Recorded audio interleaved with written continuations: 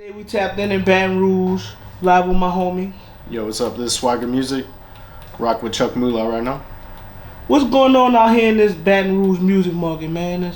I hear a lot about Baton Rouge, so I'm trying to figure out, what's the differences between the Baton Rouge music market right now and the rest of Louisiana from your perspective? Yeah, Baton Rouge just got a hot spot. Just like Atlanta, I feel like a lot of people look at it like towards a mecca of hip hop right now. There's a lot of obviously hot talent coming out. You had Young Boy, Kevin Gates before him. Fredo's been on fire recently. I think the doors are starting to open up a little bit more, and there's just more talent than I think the industry could kind of handle right now. So a lot of people are stacking up. I feel like a lot of people are up next out of Baton Rouge. All right, so being a producer out of Baton Rouge, such a hot music market right now, is there anyone that you could, let us know that you worked with before? Yeah, everybody in Baton Rouge that's, hot. Sherwood Marty, I just did a song with Jay Lewis. Oh, yeah. I got engineering credits on Fredo Bang's recent last two releases, In the Name of G. We just received a Billboard plaque for Swiger Studio for working on those, doing some engineering credit with Seven Hardaway. Shout out Hard Body Be Easy. Oh, yeah. Congratulations. I appreciate you. All right. True Bleeder, I had TG Commas in here last night. I feel like they're definitely next up if you're not hot or in tune with them yet. Sticky K, Kaka, ATG. He's, been in Baton Rouge, been in the Houston market also. Okay. Really anybody, if you go in Baton Rouge and it's really not, go on Instagram, it's really not hard to find a lot of talent in Baton Rouge and a lot of people that I feel like, got a buzz and got away. Wap Easy I've been working with. Right. That's been running Baton Rouge for as long as I can remember. Just everybody. I've worked with everybody, and I'm trying to expand my market in other places, New Orleans, more towards Houston, Texas, all of that. That's really where my head's been. Right. So my question is, how you say you work with Fredo Bangs and Wap Beezy's, Jay Lewis. How was it like building a relationship with those guys? Was it hard to get attached to them, or is it kind of like if you making noise out here in Baton Rouge, they gonna come find you? Yeah. I always just try to extend my worth out to people too, and my value. If I have a beat or a free studio time, or have a time to get one of these people in, or be persistent and texting them or messaging them, trying to get them in, just trying to give them something that'll help them also, either whether it be studio time or thinking I can take their sound to the next level. That's how I try to help these guys and get them in.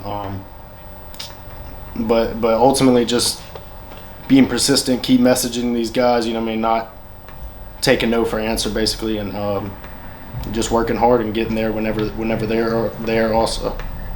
Gotcha. All right, so are you from Baton Rouge?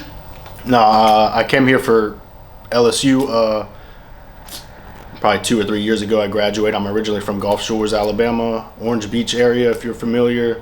I came out here for LSU for school and graduated a few years ago. Was doing my thing in school, but no, not from Louisiana, but always traveling out here and always wanted to be out here.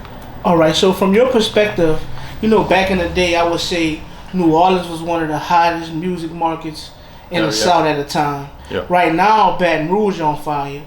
So is there anybody in the New Orleans market that you know of, or that you've connected with, or anybody that you heard of? Yeah, I've worked with a lot of New Orleans artists. Like I said, I'm trying to branch out more that way. I've worked with B Fresh a lot. I've handled a lot of his projects. Probably 80% of his projects are produced by me and usually all engineered over here. Rob 49 I've worked with recently. Nino Calvin obviously has been doing this thing for a long time in New Orleans. Guap Dash, Weed Junkie, LeGlenn, people like that. You tapped in. Yeah, recently handled a production on a Million Roses compilation tape, kind of, that featured a lot of those guys.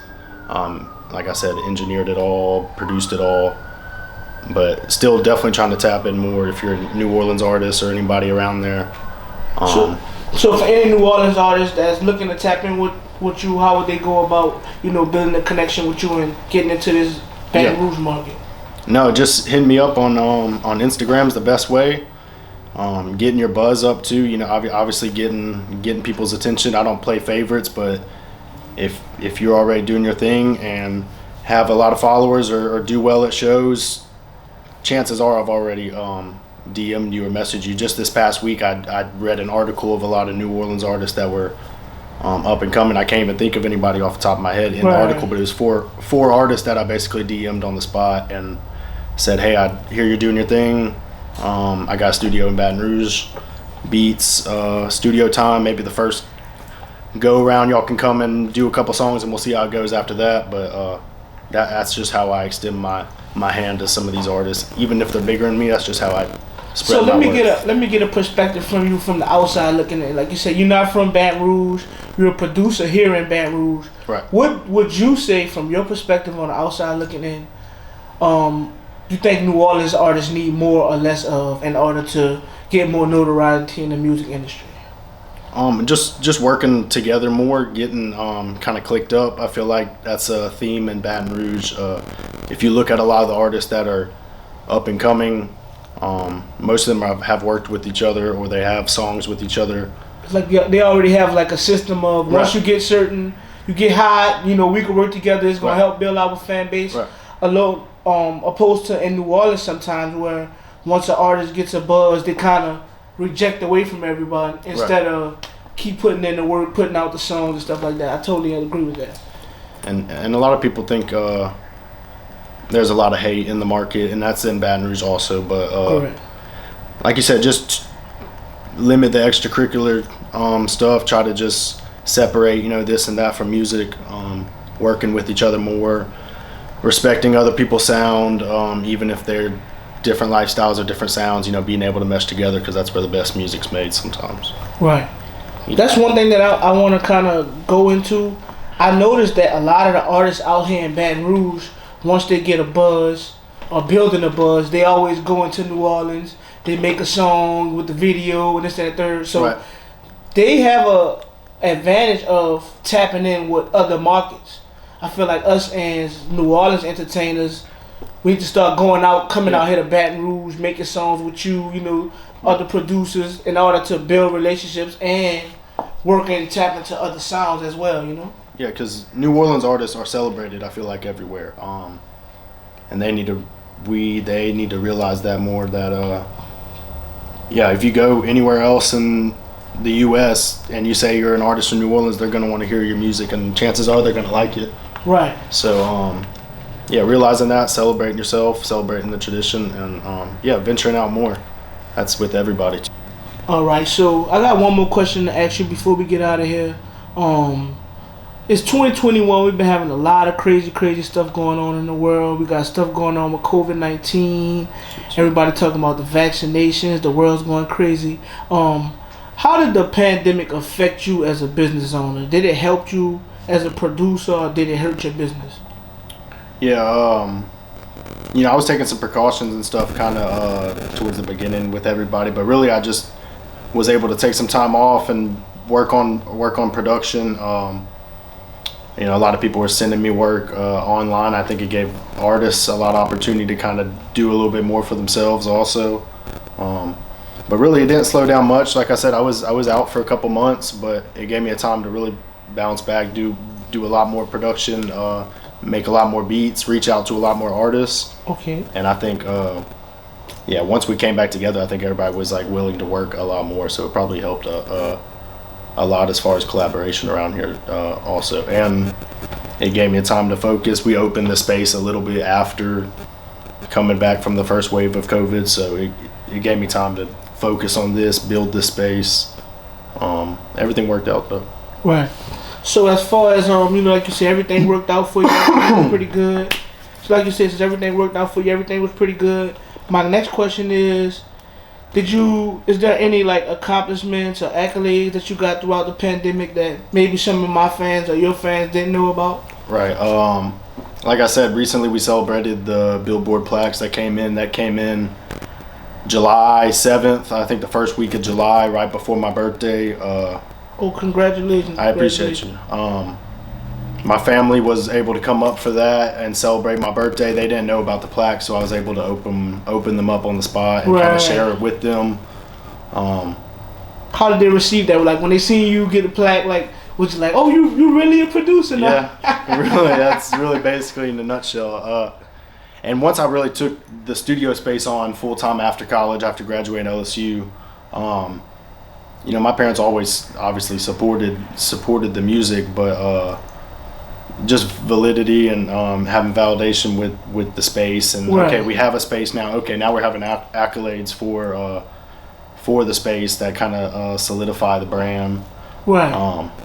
So yeah, it's, you know, it's just your parents, and so when you actually got the plaque in your hand and actually seen that you actually worked your way up to a plaque, like how was that in the moment? Did it feel the way that you thought it was gonna feel, or was it like, oh, okay, what's next? You know, definitely what's next. And I had been waiting for them for so long and knew they were coming in, so the anticipation was high, but opening up with my family and some of my friends, it was a really good feeling, and it was good being able to have both my parents there, and but really it's on to the next one. I was a little numb to it, and I still am, but trying to get more and trying to get some RIAA certified gold or platinum plaques, trying to get some more production plaques that I'm responsible for the beat production or songwriting credits, anything like that, but trying to fill this whole space basically. It's great to have that feeling, but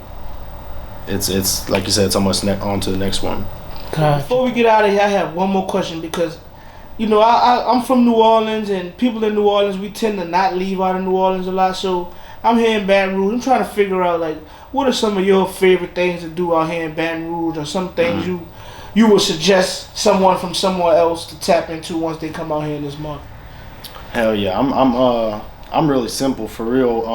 I like going downtown and having a drink, going to Schlitz and Giggles and getting a slice of pizza or some shit down there. If you're local, you know. Didn't Raising Cane start out here, something like that? Yeah. I was about to say on a late night, I'm definitely gonna get some drinks at around 2 a.m. Or after a studio session. For real, I'm definitely going to either Cane's right here on Government or Cane's on Highland, and getting a box combo, no slaw, extra fries with a root beer and some honey mustard. Oh yeah, all right. But other than that, man, just laying low. I'm always in the studio. I'm really waiting for football season, and tell you the truth, I'm a big football fan. So around that time, the city, I feel like gets popping. So every Saturday night, watching the game, going downtown, get some crawfish, maybe during the game. Other than that, man, just laying low, making some music, and trying to stay safe. Gotcha. So I know you're an LSU fan, so you out here in Baton Rouge. What you think about them Saints, man? What's going on with them Saints this year, bro? I'm trying to see what's going. You a Jameis fan or a Taysom fan? I'm gonna be honest, bro. I like Taysom. I can't really say I don't like Jameis, because I never really seen him get down. I've been a fan of Taysom for probably about the last 2 or 3 years. Definitely. Jameis, with all this talk's been winning me over lately, but I don't know if it's all talk. So I hope they use both of them for real. But I'm trying to see what LSU and the Saints are going to do, but I'm definitely trying to catch a couple games this year.